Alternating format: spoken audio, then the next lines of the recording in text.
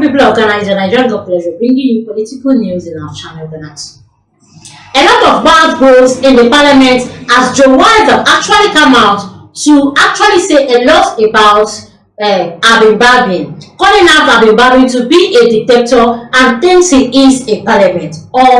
Anyway, the thing is, Joe Wise has actually come out to tell Abin Babin that he is just a dictator and not a parliament, based on some occurrences that actually happened. Former Deputy Speaker of the Parliament, Joseph Osai Owusu, popularly known as Joe Wise, has accused the incumbent Speaker of Parliament, Abin Kingsford Babin, of being a dictator in the discharge of his duties in the Parliament. Like, that means he's not really doing his work very well, or maybe not carrying people along. Anyway, let's see why he actually made such accusations, because this is indeed a strong accusation in coming to this kind of personality, the Speaker of the Parliament.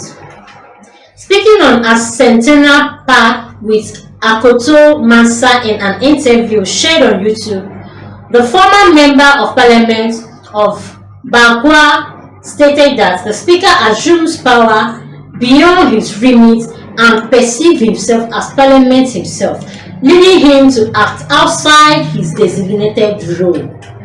Now you see where it is actually coming out from. However, Babin has a different approach, and I don't agree with him on many things. He approaches the Speaker's position as though he is the Parliament himself. However, according to the parliamentary architecture, the Speaker is not part of the proceedings in the House. Decisions about Parliament are not made by the Speaker. His role is merely to facilitate members in making those decisions, but with Abin, even when the letter is addressed to Parliament through him, he quickly responds, which is not right. There are so many things he does without consulting MPs. I believe that because he has previously served as both majority and minority leader in the Parliament, he now behaves as though he's a leader of the House, which is not supposed to be. Okay, Joe Wise has actually pointed why he has actually said what he said, saying that Babin is just a dictator and not a parliament, and not doing the real work he is supposed to do.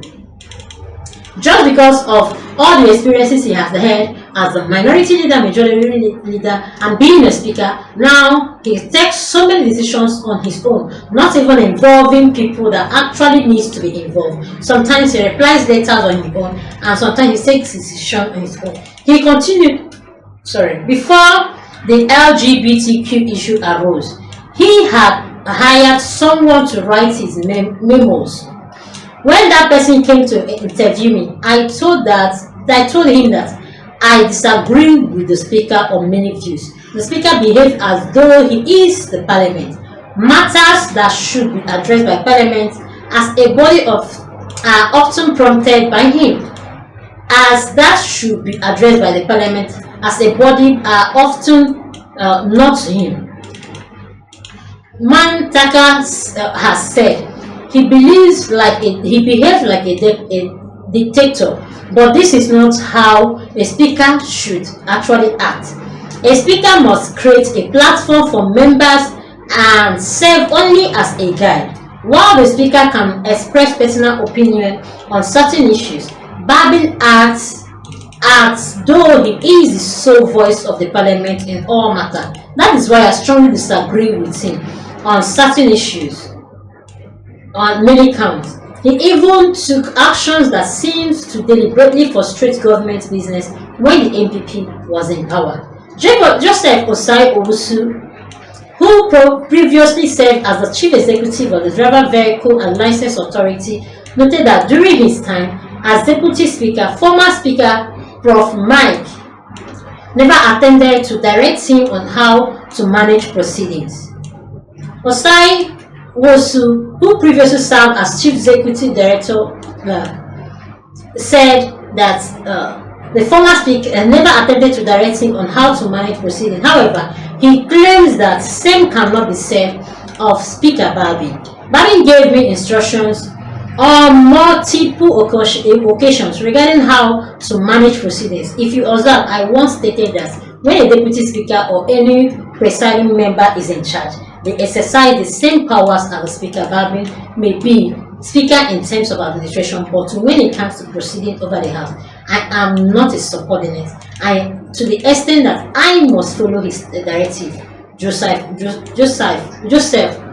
Joe White actually stated. This has actually gained so much relevance, and so many people have actually come to say their bits in network, as some people are recommending and commending, but some are actually criticizing him. That being it, Mahama has actually ordered the Council of State, telling them to prove their relevancies, silence the doubts. President John Mahama has challenged the newly sworn in 31 members of Council of State to demonstrate their relevance and expel growing public about the institution's necessity. Speaking at the swearing-in ceremony at Jubilee House on Tuesday, he acknowledged mounting criticisms over the council's effectiveness, stressing the need for meaningful contribution to national government. In recent time, the Council of State has come under criticisms from an expectant public who perceive its work as unsatisfactory and merely a rubber stamp for executive decision. Some have even questioned its very relevance and called for its abolishment, the president said. I hold out hope that your tenure will convince doubters of your importance and put to rest any such perception. I am confident that with your collective wisdom, we will continue to build a nation that hopes justice, progress, freedom, and unity. The call to action comes amidst heightened public scrutiny, with criticisms demanding more transparency and effectiveness from adversary bodies. Former Speaker of the Parliament, Edward Joe Adejo, who was elected to chair the advisory body, which include prominent figures as the former Chief Justice Sophia Akufo, former Attorney General Idrisu, and former Zibili MP Cletus. In his remark, Mr. Adejo pleaded that the council will raise to the occasion. It is true many have questioned the relevance of the Council of State, as you are rightly pointed out. Some have even called it abolitions, he noted, but I want to assure you that this will be a council of difference. Fortunately, many members are distinguished individuals I have encountered in my personal and public life, including many accomplished women. We are committed to justifying the council's role for their dignity services. This is all we have to say about these people. Please do well to comment how you feel about it. Also do well to like, comment, and follow. Put on notification bell so you get all our news forever. Thanks for everything.